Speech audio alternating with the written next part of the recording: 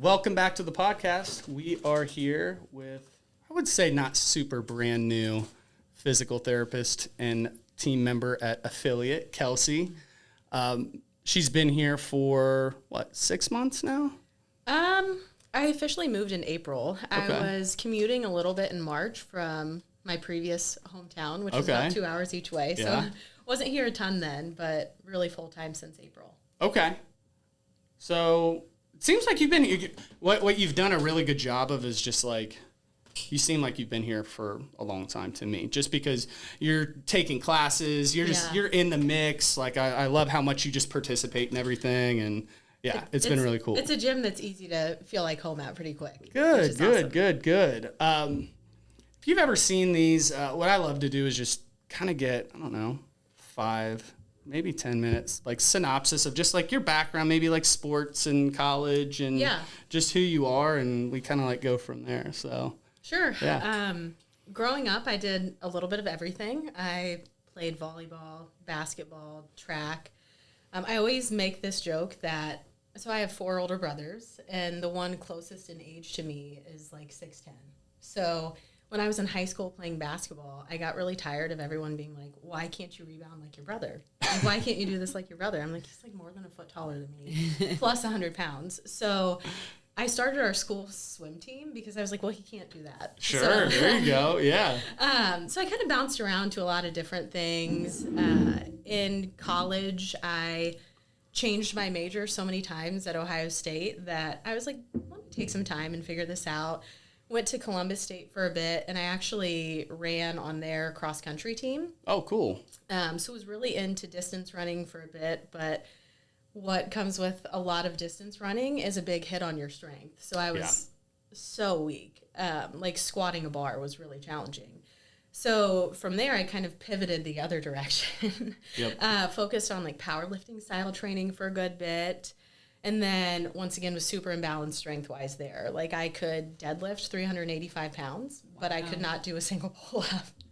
I've seen you lift in class though, like the way you set up, the way you like set up to your weights, like you have a real focused technique to it and like power through it. So I can now I can see where that came from, because I was like, she lifts with some like authority, like vigor. Yes. No, like serious. You're serious about what you're doing. I've noticed that. So then eventually landed in the CrossFit world, kind of blending everything, focusing on some major weaknesses, which still are some pretty weak in areas, but I think it's a nice balance of working on everything.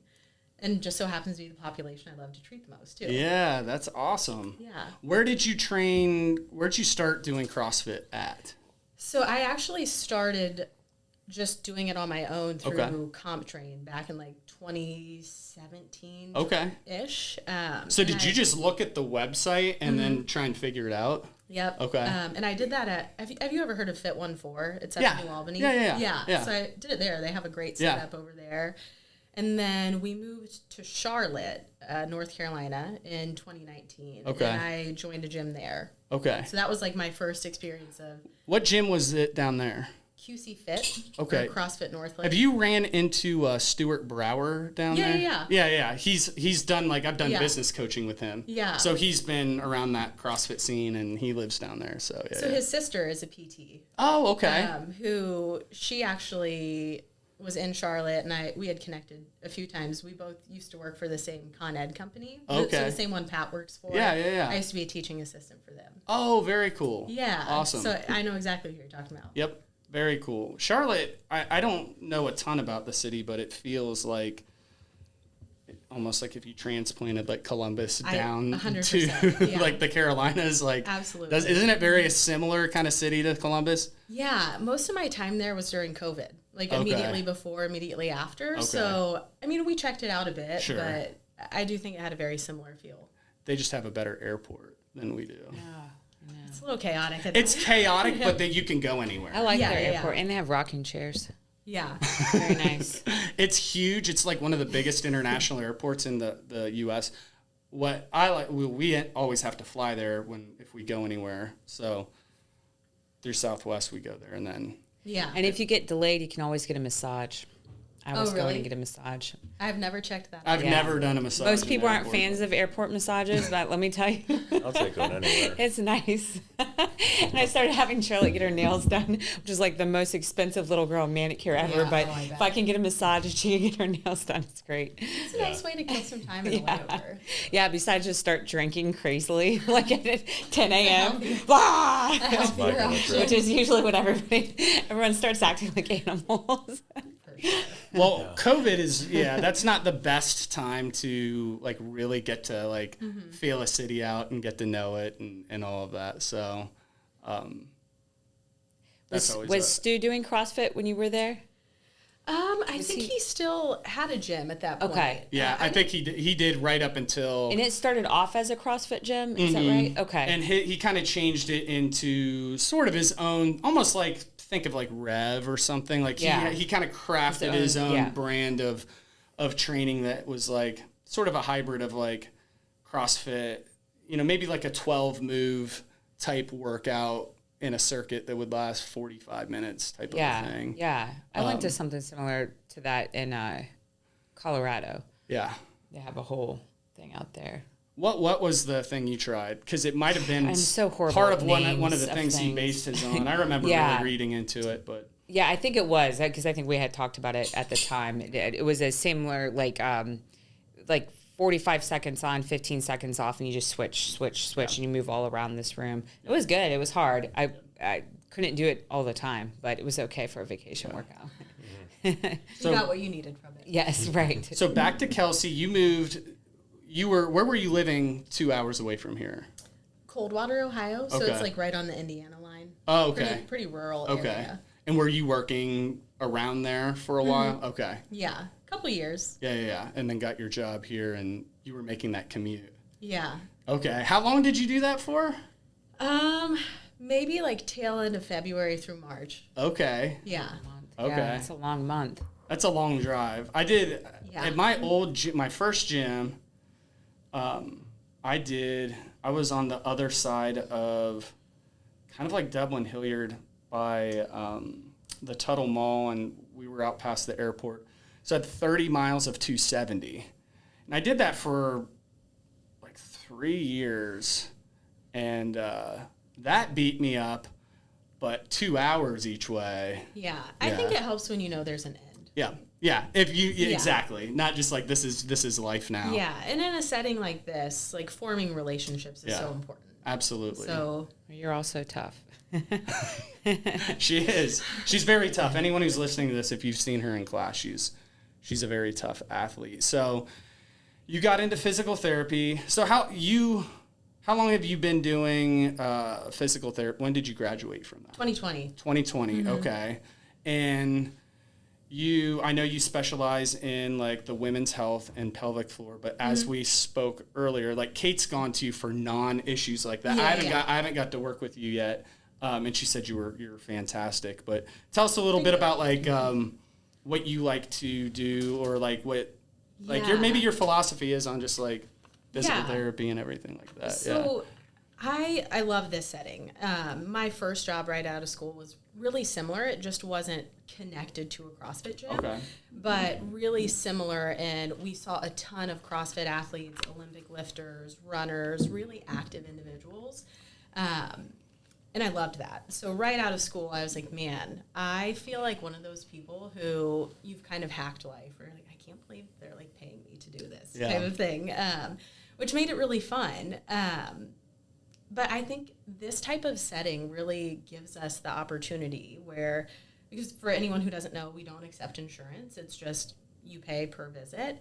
But that really lifts so many limitations. One question I love to ask people is, what would you do if your fitness was your only limit? Like, not your shoulder pain, not worrying about peeing. Like, if your fitness was the only thing holding you back, what would look different? Like, would you sign up for that 5K? Would you put yourself in a competition? Would you show up for another class a week? Like, that's the version you want to be. Let's get you there. We have no limits, and we can find the ways and the time to do that. And that's what I love about this job. I love that. That's very cool. Yeah. How did you get into the women's health? Yeah, I am a serial Con Ed course taker. I've taken a disgusting amount of continuing education, and I actually took some coursework during PT school. So I've never not treated the pelvic floor. It's just throughout the years I've kind of dove further and further into that. So before I graduated, I had taken some general coursework and kind of done like pelvic 101, but I think with each pregnancy, I've really dove deeper into that, because I think it's one thing to read about it, but then when you experience firsthand and you're trying to navigate that space, like I think we've gotten better with our research, but let's take that 6-week rule where immediately postpartum, most women are told, okay, take 6 weeks of rest, recover, and then you have this one touch point and you're cleared. And I think living through that, I didn't approach it that way myself, but I was like, I can't see you taking 6 weeks off. Yeah, but I didn't. I mean, now every pregnancy and delivery is different, but I feel like you just kind of, it's like the same with work. You go 0 to 60, and that's like the worst thing you can do. Like, just ease back into everything just a little bit. And I think especially around the birth space, there is no other region of the body where we would allow people to have a severe muscle tear or a stretch and strain on a muscle for that long and then say, let's just do nothing and then you can do everything. Like, there's no other area of the body where we just ignore tissue healing and strength progression, but for some reason that space, it was just like uncomfortable for people to talk about. Now I have a question. What about men in having a weak pelvic floor? Because I've heard that's related to hernia is a big yes, because you hear hernias are just much more common in men. And I remember this with Dan, because I think someone was talking to him about having a weak pelvic floor after he had a hernia surgery. And he's like, oh, get away from me. He doesn't want to deal with that stuff. Yeah. But I think it's really related, right? Can you explain how that works? Because I think a lot of guys would be interested, especially if, mainly if they have issues with hernia or reoccurring hernias. Absolutely. So hernia symptoms are hugely related to pelvic floor as well as core and pressure management.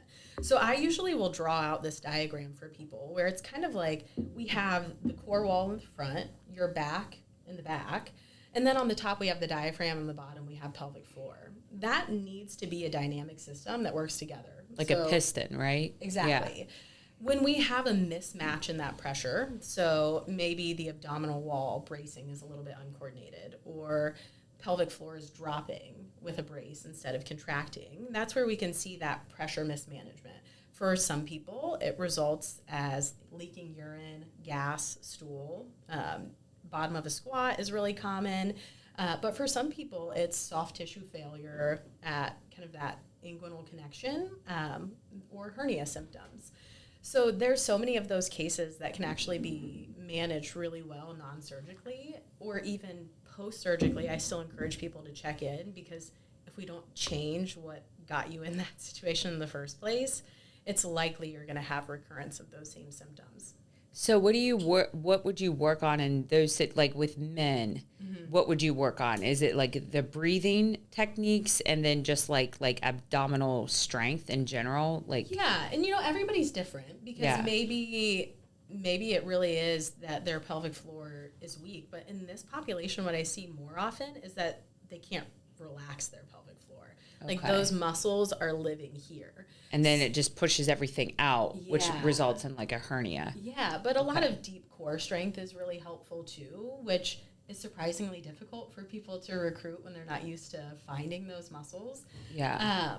But ultimately it's using those things and then pairing it with, okay, great, you've mastered finding these muscles. Show me how you would use that with your belt, with a heavy squat. Because ultimately the goal isn't, we've dropped your symptoms, go on with your life. The goal is, let's get you back in the gym, staying in the gym, and as strong as you possibly can be. Yeah. Okay, cool. And then when do you tell women to see you after they have a baby?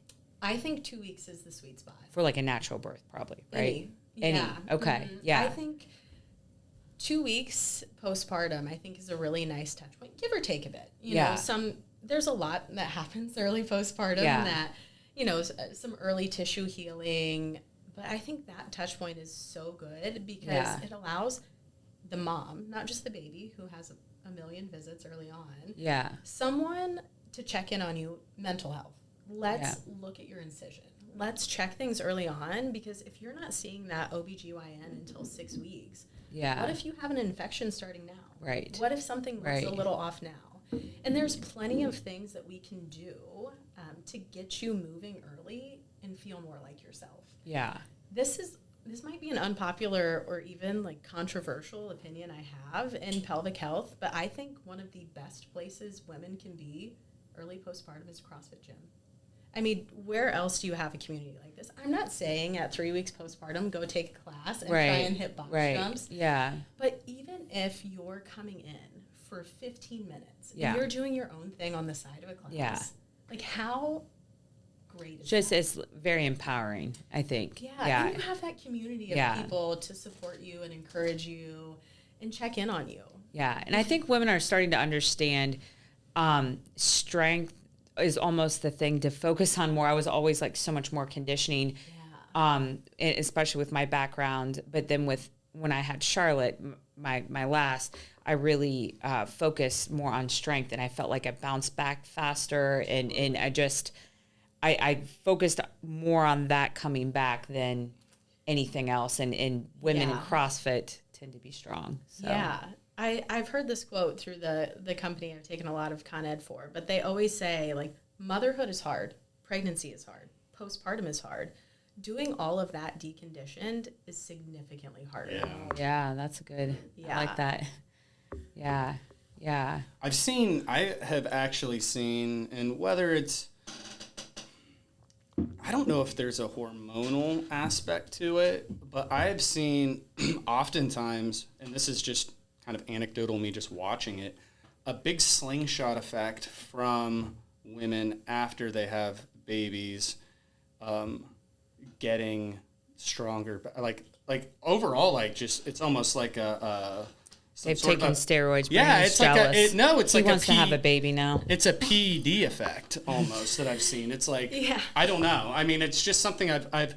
It's not all the time, but I have noticed that sometimes. And maybe it's just a motivational factor because they've had to take it easy for 6 months. I think it's more like what's in between your ears. Yeah, like mentally we're like kind of dragging and I know what you mean, though. But I've seen it happen so many times. Like I think that this is just kind of my theory, but I think, at least me, I was kind of my own worst enemy before I had kids, and then I just don't have time for that shit in my head.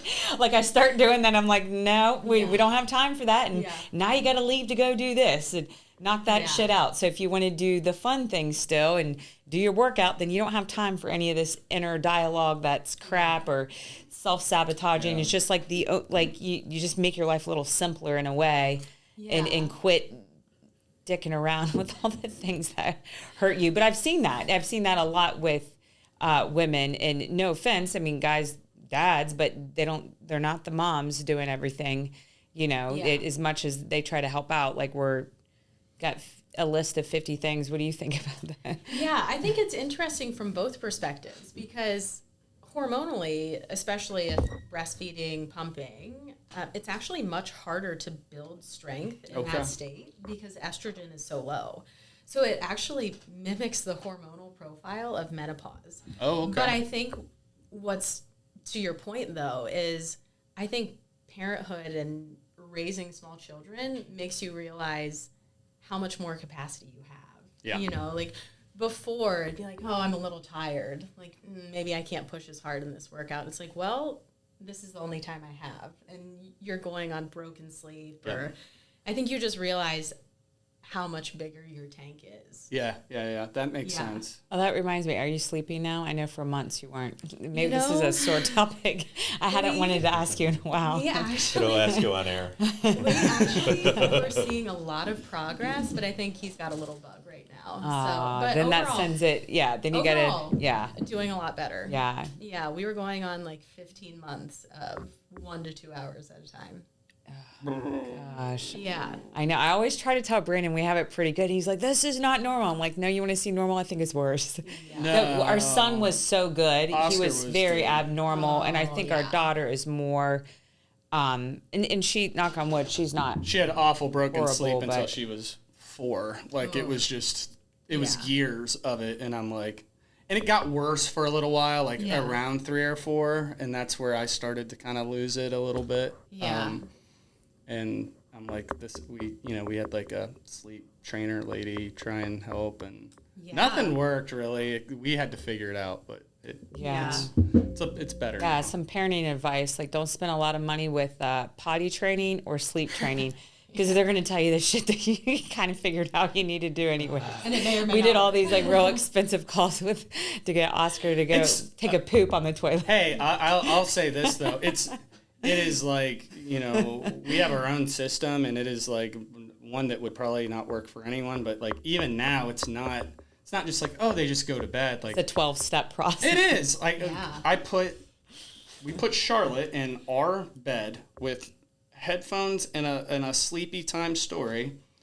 Oscar goes after to bed. we read to them. Yeah, Oscar goes to bed in his room.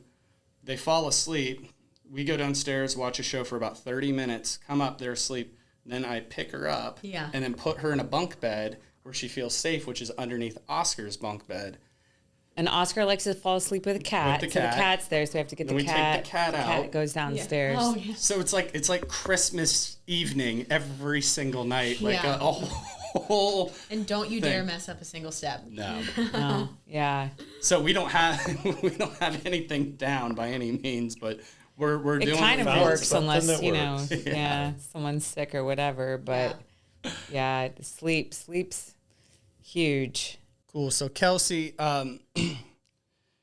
if you had to tell me, I want to throw some like basic questions at you and just see what you think. Like, what's the most common injury or thing you just see coming over from CrossFit, and what's like one way, whether it's us as coaches or just as athletes, something we could do warming up, or like what's something you just reoccurringly see and it's just like, this is super common? Yeah. Do you mean pelvic floor? Or No. Do you mean No. general? General, not pelvic floor. You're like, No. don't make me warm up pelvic floor in my class. No. I would say one of the things I see pretty commonly is, and I had a bit of it for a bit, like some really acute low back pain. Yeah. Although I will say a lot of those folks weren't actually members here. Okay. But it was something that I think was popping up on my schedule pretty regularly. Okay.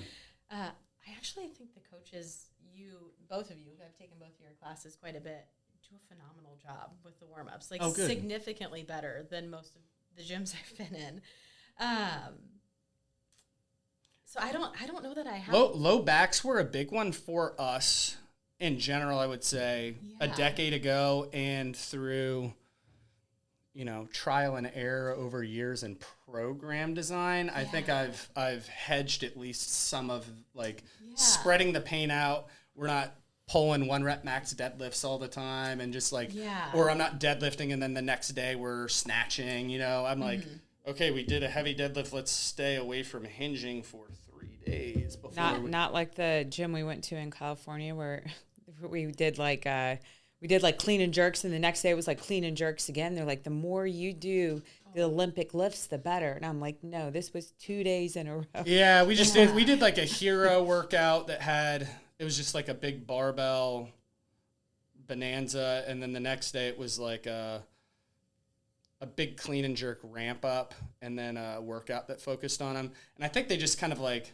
slapped a workout in. It was like a holiday. Yeah. It was like New Year's. It was a coach's I don't think choice. I don't think it was like by design, but it was extremely irresponsible programming. I was just like, I think most of the folks who I've seen from here, it's certainly not a matter of programming, because I think it's very well balanced. I think it's sometimes people don't know their own limits. Like maybe they're not lifting or in the class for themselves. They're trying to compete with somebody. And, day to day, your body feels so different, recovery-wise and fuel-wise, sleep-wise. And I know I've had a few people who it's like, oh, yeah, I felt a little something that 1 rep, but I added 45s anyway. I'm like, well, maybe not our best choice, but I also tell people sometimes we don't know where that line is until we bump into it a little bit. Do you see more chronic or acute, would you say? I would say here I've seen more acute. Okay. Maybe like a chronic condition that it flares acutely. But I think, too, back pain, even with a hinge, there's a lot of components that go into that. I always ask people, okay, do you know relative 1 rep back squat to your deadlift? Because if your back squat is higher than your deadlift, we have a back strength issue. Yeah. But technique, some people, they're still learning those positional things. Or maybe they're a little stiff in their low back or their hips, and that 1 rep takes them out of position just enough to tweak some things. But I think a lot of it is just that perfect storm, of different variables that are a little bit off. And sometimes people can't pinpoint anything.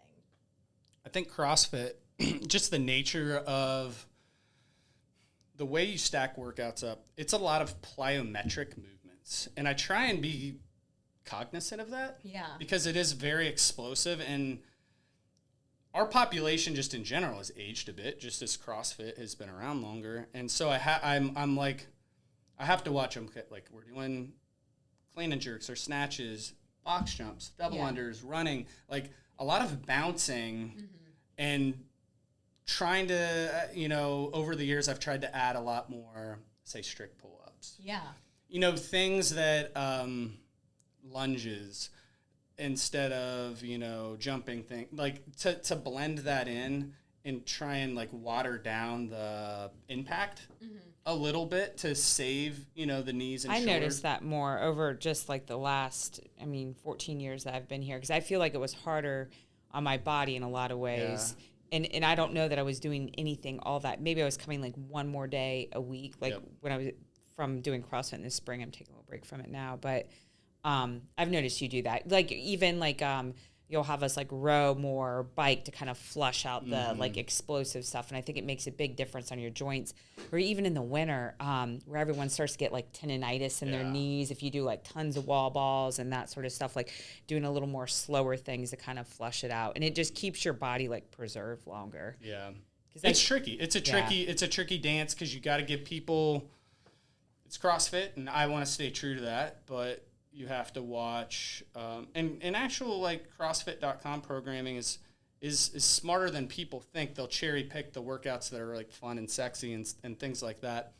But everyone avoids like the day where it's the, 5x5 back squat, heavy day and like a little accessory type thing. Like, oh, that's not CrossFit. CrossFit is this like dynamic, crazy chipper. And it's like, they actually blend these days in there to like give your body not necessarily a rest, but a much different stimulus. I think people are wrapping their heads around that. I think that's why weight training is becoming just in general more popular. They see like the bodybuilding style of workouts, because I think people are just understanding that you cannot operate here. Like it's all about like the cortisol and your hormones, and I think that's great to keep that in mind. People just kind of beat that drum too, and then you're walking 20 miles every day, and that's like a big issue here and also going to stress you out. But I think, a blend of both, and it's been something that's really hard for me even today. I was like, okay, do you really need a Metcon today? You're feeling a little tired.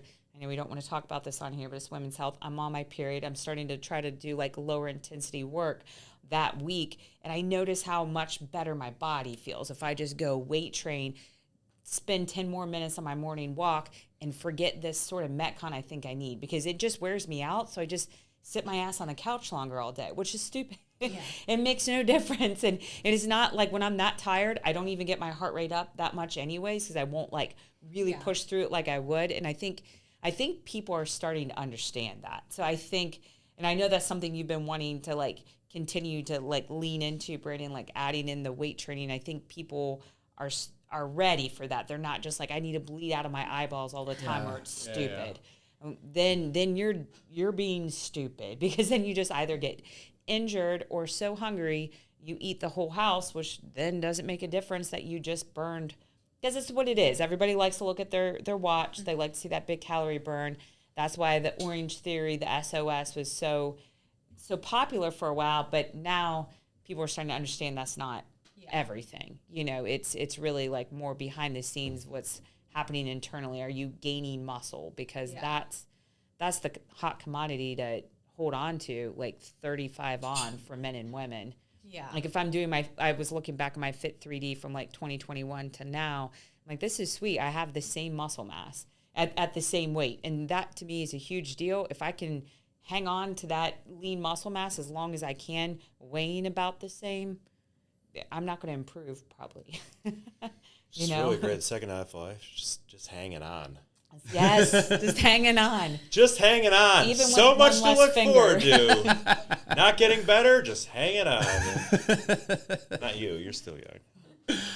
So I had another question, and this is common in CrossFit. thoughts. Shoulders. Oh yeah. So shoulders, I've battled them. finger They'll be great, and then it'll be like the worst thing ever. And we ask our shoulders to do a million things in CrossFit. So I have really mobile shoulders. They're loose, and they can do some cool stuff. But they're like, I think with all that laxity, like they tweak up, and I get hurt. And what do you commonly see from like people coming from CrossFit? Like, oh, I hurt my shoulder, and then like what's something we could do to like kind of make that thing more solid? I love that question. Especially, I kind of have these buckets of shoulder pain in my brain because no two shoulders are the same. So someone like you who has a lot of motion, that's great, but it also means you have way more mobility that you have to control than the average person, which with great mobility comes great responsibility, right? So I always think about like a butterfly pull-up. That takes the shoulder into some funky ranges. So building strength in funky ranges for people who have a lot of motion is crucial. So sometimes people who were checking their motion and it just keeps going, and they're like, yeah, I have a lot of pain, but it's only during or after butterfly pull-ups or after snatching where I'm really wide and getting cranked behind me. Sometimes I like to test, well, how many behind the neck strict pull-ups can you do? Ooh. Like that's a really nice range to build strength in if you have a lot of motion. Mandy had me do, it felt like an abnormal amount of weight trying to make me do those on like lat pull downs for like, it was exactly that. Yeah. I was like, you're crazy. I don't put 150 pounds on here and like pull it behind my neck. But that makes sense. Okay. I really love, if you've ever seen like an arm bar exercise too, where you have like a kettlebell and side lying. Yep. Where it's a little unstable. Oh yeah, you had me do that. That is so freaking hard. Yep. Yeah. Oh, that was awful. And it just like makes sweat just. And it makes those muscles surrounding the shoulder, the upper back really work in some challenging positions, which the upper back too can be a huge contributor to some shoulder dysfunction. You know, if you're a little stiff in your upper back, but we're trying to get a snatch, that's where you're going to see those elbows bend, and we're going to get that dumped position. Yeah, which you see probably a lot more of than the hypermobility. I mean, just like having I have a group with just older clients and having them do arm circles is painful. They're like, you know, it's so tough. And you probably see that with older clients too, just losing that range of motion or older patients. And I think too, sometimes people think that they're really stiff or limited in motion, but when we screen it out, it's like, hey, your shoulder moves great. So let's see what else might be going on. Like your upper back or like how's your upper back moving? I've seen in gyms that do squat snatches a lot, shoulder pain, not surprisingly, but these people's shoulders and upper backs move really well. And it's like, okay, well, how do your ankles move?